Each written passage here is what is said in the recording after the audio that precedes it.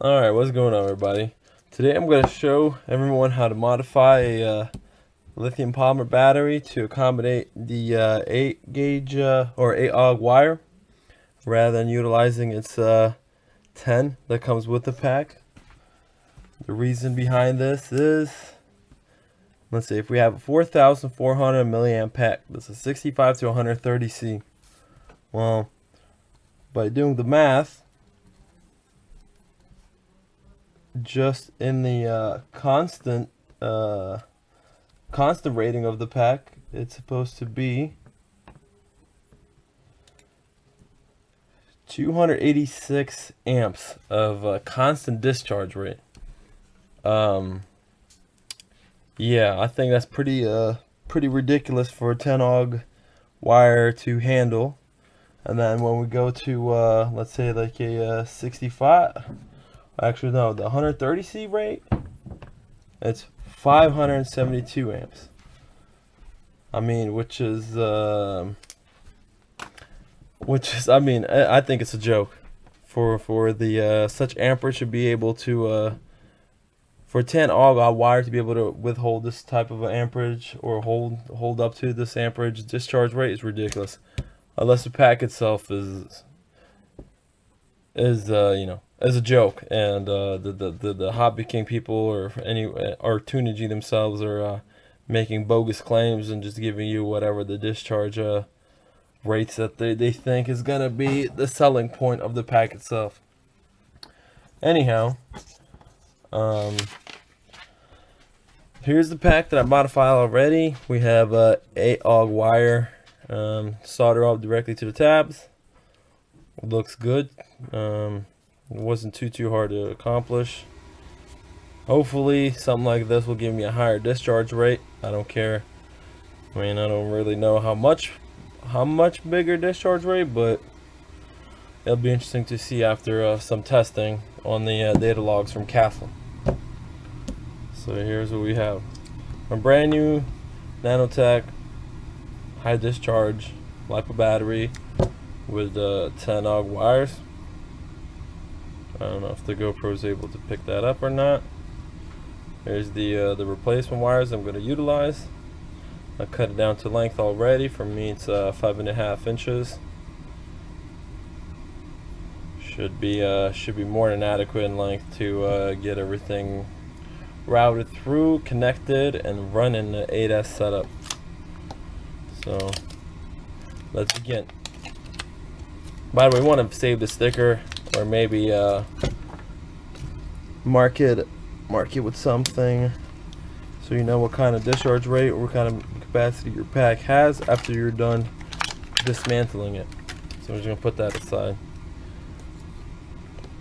Alright, this pack has been discharged to 5% of the capacity, just in case something goes wrong. I short something out. You know, at least we're not gonna have a bunch of fireworks, and my house is not gonna catch on fire, or, you know, severely injuring me, because this has enough voltage to stop your heart.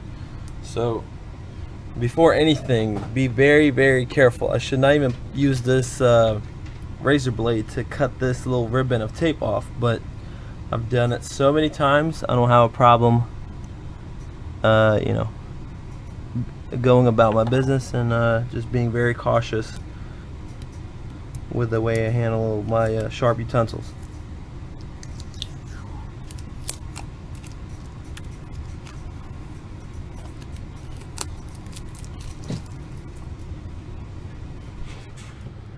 Now I need to peel this hard plastic piece off to get to the wiring.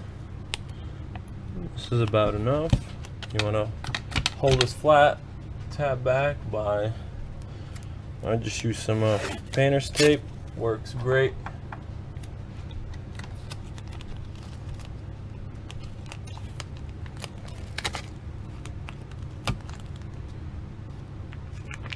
We'll see. I'm really curious to see how these high discharge rate packs are gonna handle in my new setup on a 8S class car. So it's gonna be real interesting. This tape you really don't need. and it can be tossed out, because I'll show you exactly what I'm going to use to seal everything back up once the pack is done. Here's the Kapton tape. You want to peel that back. Now, if you're going to have to use any kind of utensils, I highly recommend staying away from steel stuff, just in case, again, you touch some of the leads together and you get sparks. Not a good day. So here we have the wires exposed. So first of all, let's do this tab.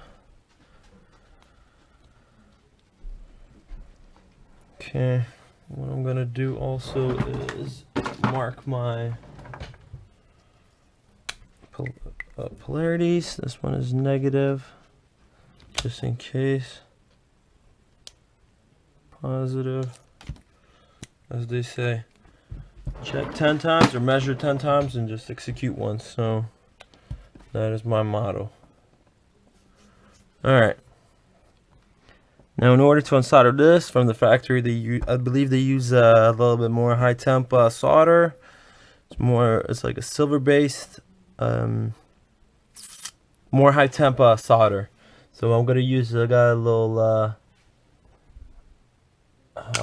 flux. I'm just gonna apply it across the where the soldering point is. Hopefully it's gonna allow it to heat up a lot quicker, so I don't destroy the pack from this internal side. Soldering gun is getting hot now. Probably the first thing to come off is this small plug.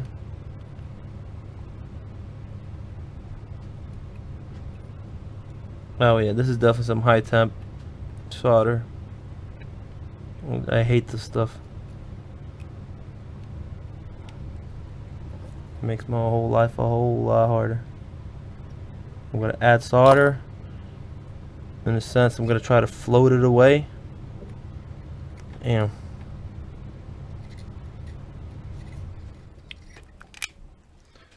here we go. First one off. I have solder going all over the place. Awesome.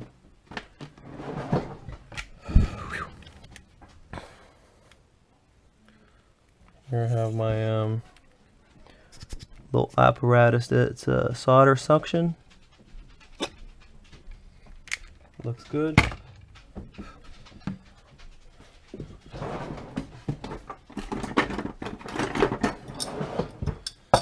Alright. This came off flat. Looks like it took the tab with it, but it didn't. Alright, now, why I got these pliers here, as you can see, the tab is a little crooked. I'll bend this back a little bit and get it level, or get it flat, nice and flat. There you go. There's a small piece of solder here. What I'm gonna do is I'm gonna get another piece of wood that I distribute the flux with. I'm gonna flick this little solder goober off. There's another one here. That's not good stuff, because it can definitely impede when you reassemble the pack and bridge something up, and you're gonna have a really bad day. So if you can avoid it from the get-go, now is a good time to do so. I'm gonna apply some of my Radio Shack solder. It's not as high temp as it is from the factory. I'm gonna cover this pad in it. There you go. It looks like it covered real nice. All right, let's deal with the second one. Be careful of how many times you do this job. You don't want to overexcite the tabs and bend them back and forth a million times, because they will break off, and at that point it's pretty much it's just impossible to repair. So keep that in mind whenever you're bending the stuff back and forth. Same thing. Add a little flux to the surface of this in the hopes that this is gonna unsolder or heat up this high temp solder a lot quicker. I just spackled it. Too much is never a bad thing. Heating up the soldering gun again. Obviously, you want to get it as hot as possible, and then touch it with a hot tip. Minimal time of exposure to the higher temps, so that doesn't take it down to the cell and start heating up its core, which will damage the cell prematurely and is gonna be toast. And I just paid like 50 bucks for this pack. I don't wanna, no, more than that. Okay, first one off.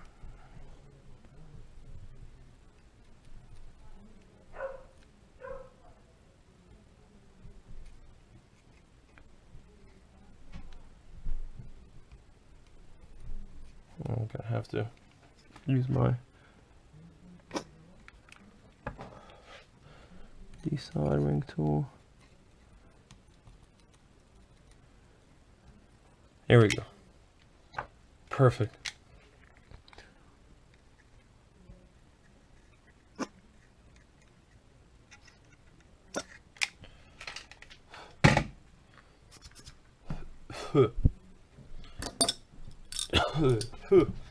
Man, it's smoky.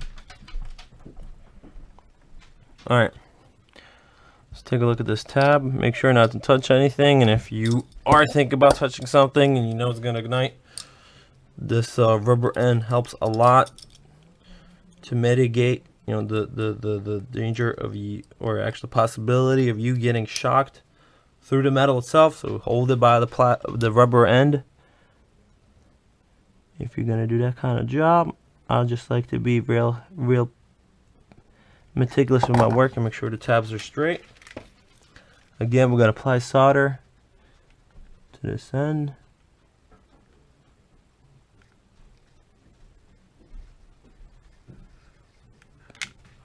There you go. That's a nice base. Let it cool down. Okay, while I'm doing that, I'm gonna shorten this. And I'm gonna cut some of the insulation off of these wires here. And I'm gonna tin it.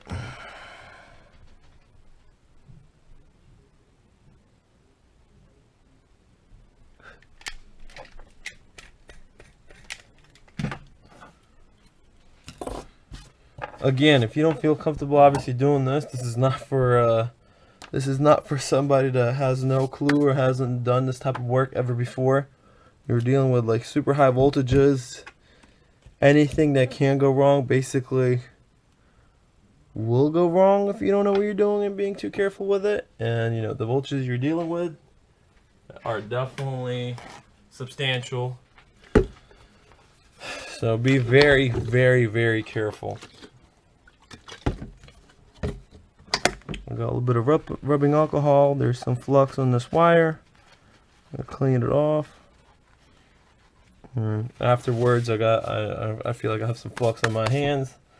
I'm definitely gonna have to scrub them and clean them off, because that flux is pretty much an acid, which you don't want it to stay on your skin for too extended period of time, because it will do some damage.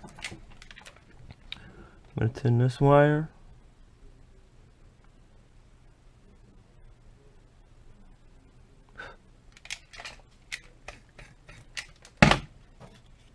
Okay. Always nice to have a wooden ruler, because anything that I touch, or positive to negative, it's not gonna arc out or short circuit anything.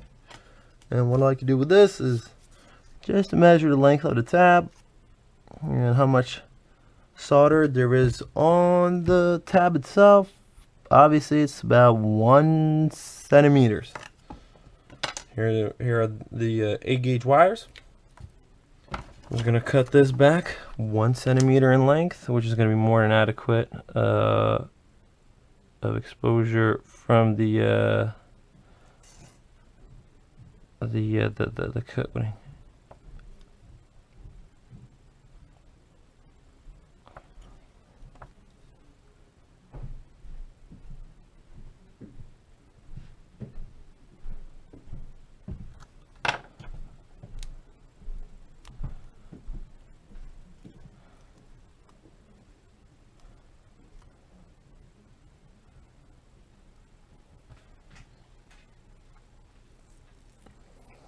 Kind of got unraveled when I was doing it.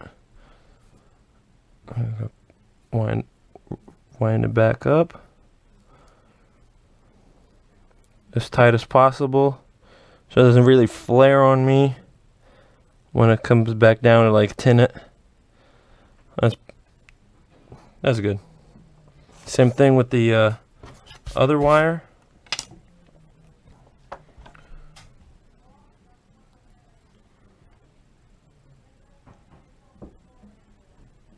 There you go. That's one.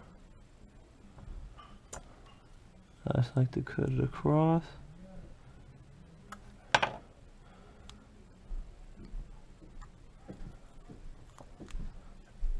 Again, I got unraveled.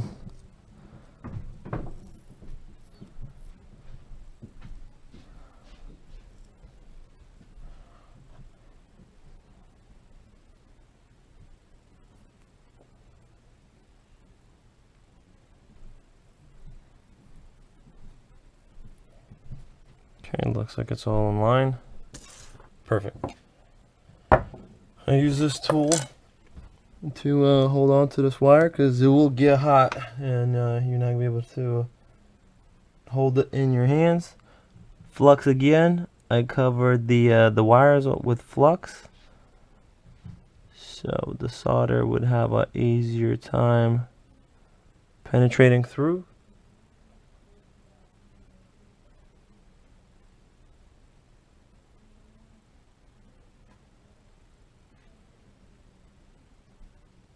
Okay, looks like it's all covered up. I think that's it was a bit too much flux, but it'll burn away.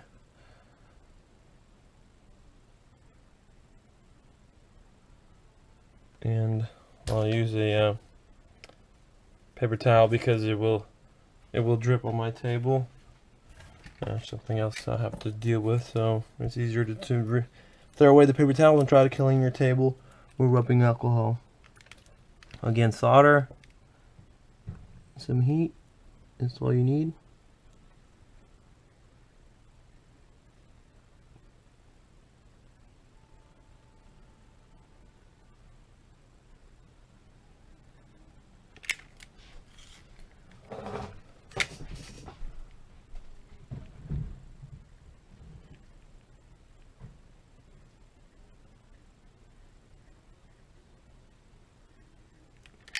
Okay, and it's definitely dripping.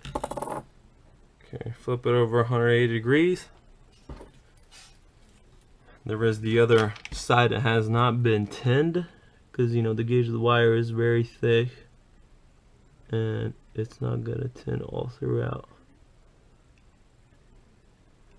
I'm gonna keep on applying or tinning it with solder until I see like a bottom of it that kind of like creates like a blob. That's when I'll stop. Okay, now it's starting to overhang, and this will take a good bit of solder, which is totally all right. It's just a heavy gauge wire. Thus, meaning that Hobby King is always going to cheap out and give you a lot less for your buck, because this is a lot harder to work with, takes more time, and it costs more money, more heat, and yeah, just a more labor intensive process. So this one is done. That's all covered in solder. I don't know how good the zoom is on my camera, but there's like a little blob here. So when I'm going to solder it, make sure this end is down and facing the pad. I'm going to apply heat on this surface or in this on this top part here, and it's going to adhere in probably like 5 seconds. It's going to be good to go. Second wire. Again, let's do the flux.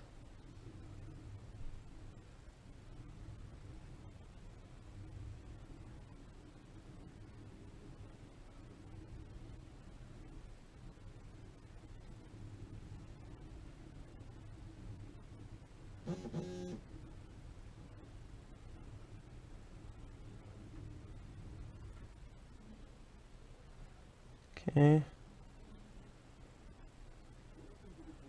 Okay, it's covered in flux.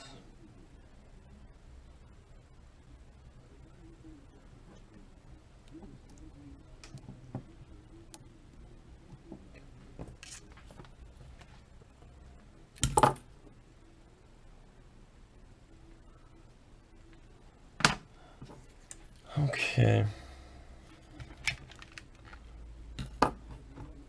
Tinning process.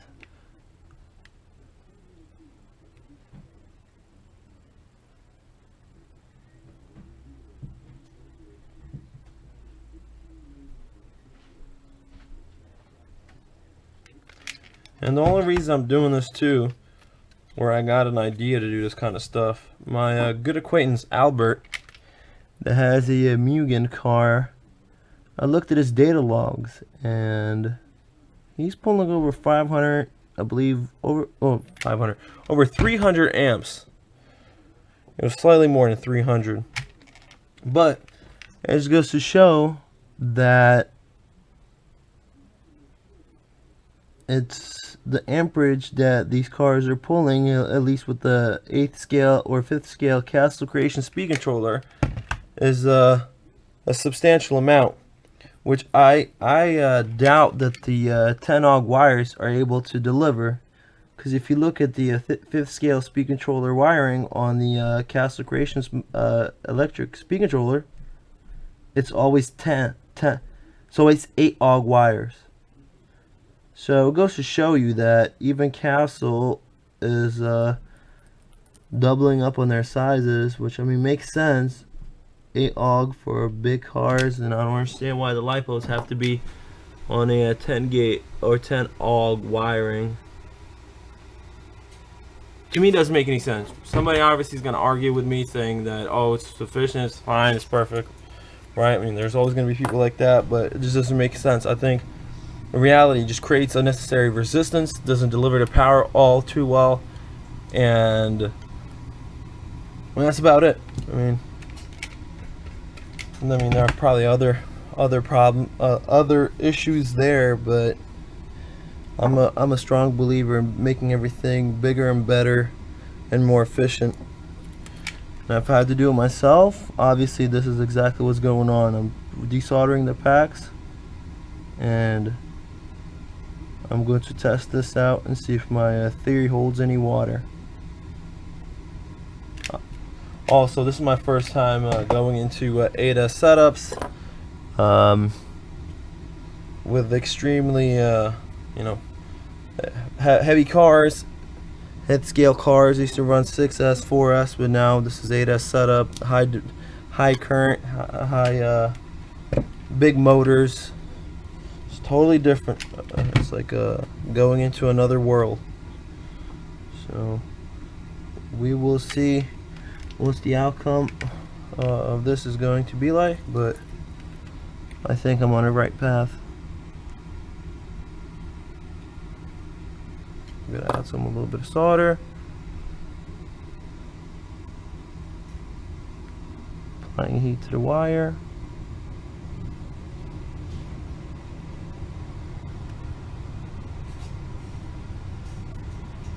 Okay.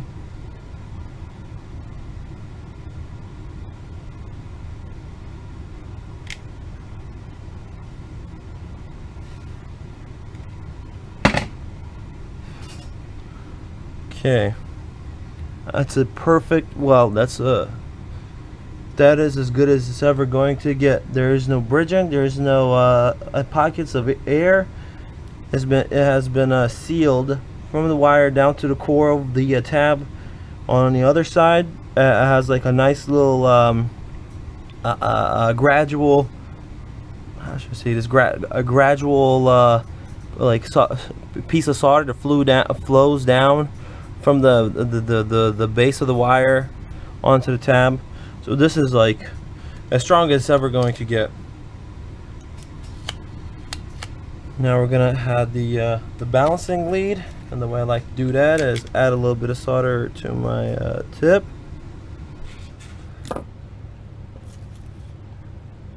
Make sure it's nice and hot, because I want to just do this once.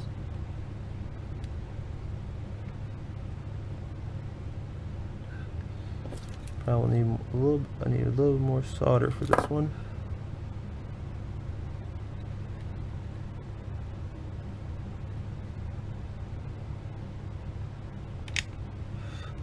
There we go. There we go. Looks like one piece. Everything is connected nice. This is definitely grade A stuff right here. I'm happy with this. Focusing up on the other side now.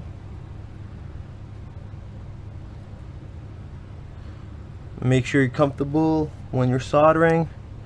You have everything set up right. Since this is a colder wire, it's been hanging out for a minute. I'm going to apply a little bit of flux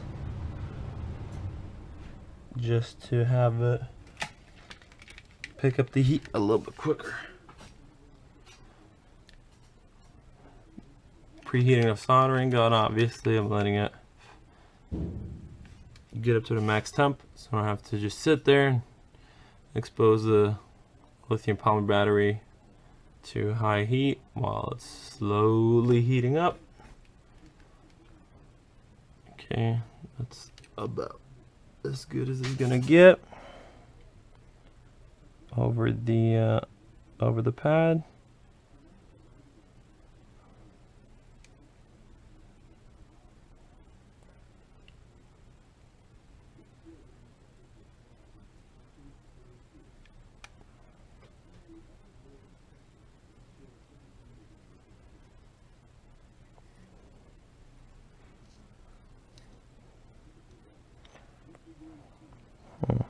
This one is slightly more troublesome.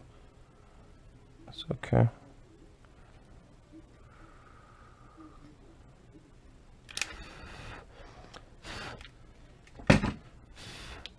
Let it cool down. It's a good soldering job again. Let's inspect it. Looks good. While it's still while this tab is still warm and the wire is still warm, I'm going to finish it off by soldering up the negative balance end.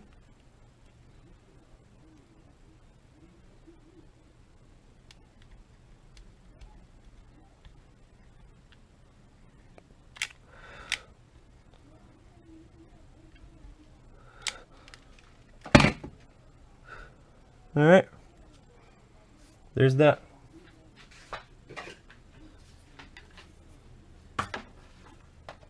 Man, yeah, next time I'm gonna do this, I'm definitely gonna get like a nice ventilation, some fume extractor or something, because this is a lot of heat, a lot of flux, a lot of smoke. Obviously got the polarities right. Make sure that's always true. You can also actually use plastic gloves if you want to be 100% safe and not you know, short circuit something or short circuit yourself. Plastic gloves will work just fine. I just bend the tabs down. There's some flux here. I'm going to try to slightly remove it by using some 99. No, actually it's only 91% alcohol. which is sort of working. Yeah, not too bad.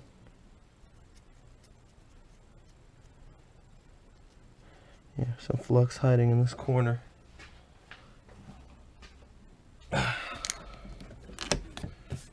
Electronics don't like flux. I know that from experience, but I don't think it's too bad for this crude tab for a lithium polymer battery. Nevertheless, I like to clean everything up.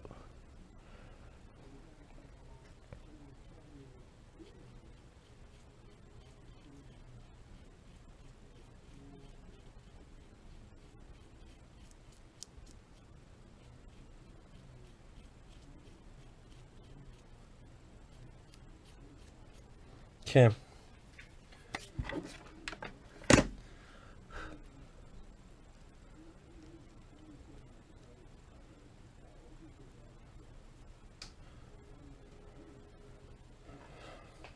This is the wooden I don't know, wooden thatch. I don't even know what this is. Piece of flat wood. You get any craft store. Real nice if you have to stick this in between somewhere, so you don't get shock. You don't short circuit anything up. Works great. Now I'm visually inspecting the pack, seeing if I don't have any goobers. When I was desoldering or soldering it, there was no little balls of solder going anywhere between the packs, because I mean sometimes you can run into big ones, small ones, and they can make their way between the connectors. Well, looks good. I mean, I also like to check the soldering job from the factory. Believe it or not, previously I found stuff where Hobby King didn't really, or Hobby King, I say Turnigy never did a really good job, and these wires will pop off. I had to open up the packs and repair them myself. Not a big deal, but I don't know. I just found it hard to believe that you can have selling brand new packs with you know, they're faulty from the get-go. So I don't know. That's on them.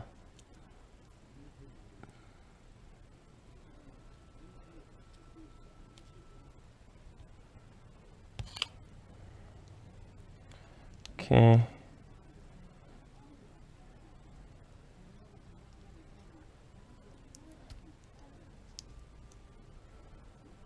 I really don't like this right here, how this tab is sort of like long, and if I don't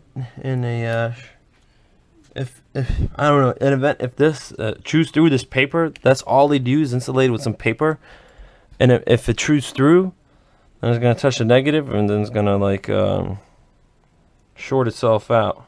So what I'm gonna do is I'm gonna manually bend it down, so it would be impossible for this type of deal to occur, because since now I have opened up the pack, it's my liability to, you know, I don't have anything that's gonna protect me, so always have to build it right. Now I'm using a piece of steel pliers, which is not a good thing. You shouldn't. I should. Okay. Now it's been bent a little bit to a more like a narrower angle, where if it's like a smaller, it doesn't have as a large footprint as it did before. So there's no possibilities of this thing rubbing through this paper right here, or it's like painter's tape actually, but just like clear. And you know, short-circuiting the negative lead and causing a horrific fire. This is okay. This looks good. I never touched this, but you can see through the tape itself that there's no problems. Soldering joints or soldering is good on these balanced wires. This looks good. We just I just move this around so it doesn't short-circuit anything out.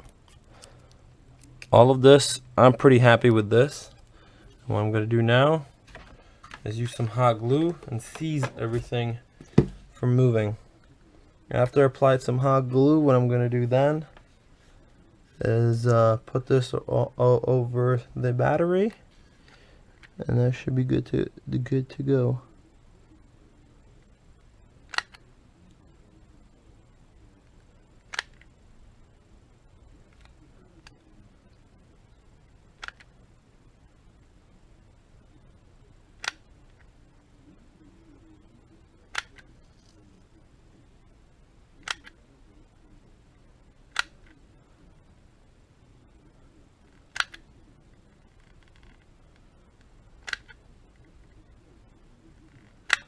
Okay. I'm gonna take this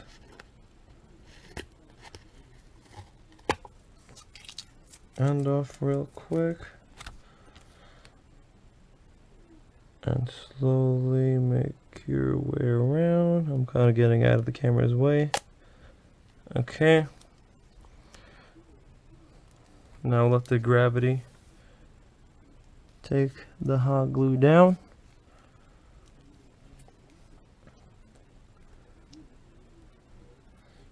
Gonna wait until it solidifies. I'm gonna place it on this and let it drip down if it's going to do so.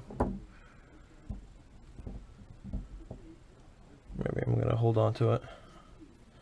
Just want to disconnect my hot glue gun.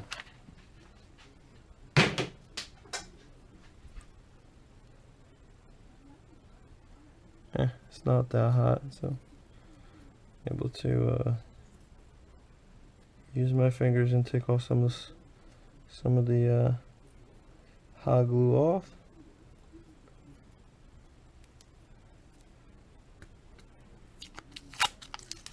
Take this tape off. Don't need this anymore.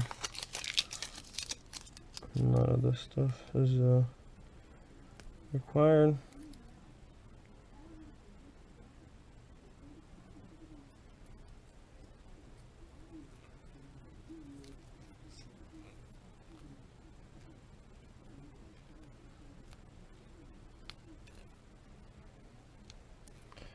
Okay.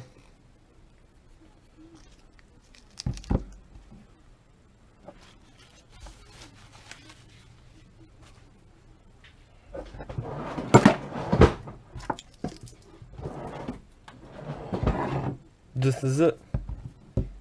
That is the job done. Well, actually, not really.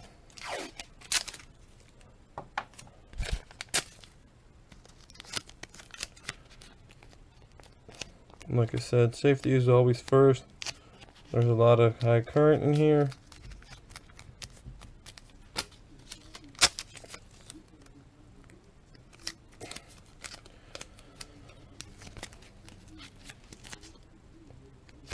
Now what's going to happen is obviously it's going to have to get another heat shrink, or another layer of heat shrink over it. I mean, this plastic is strong, it's tough, but I'm not going to use it this way. Nobody else in their right mind would also. Here are two finished batteries, AUG wire, done the same exact way as they're both identical to each other. The heat shrink that I'm going to use for a 4S pack is the 2-inch size. I don't know, NTE makes this stuff.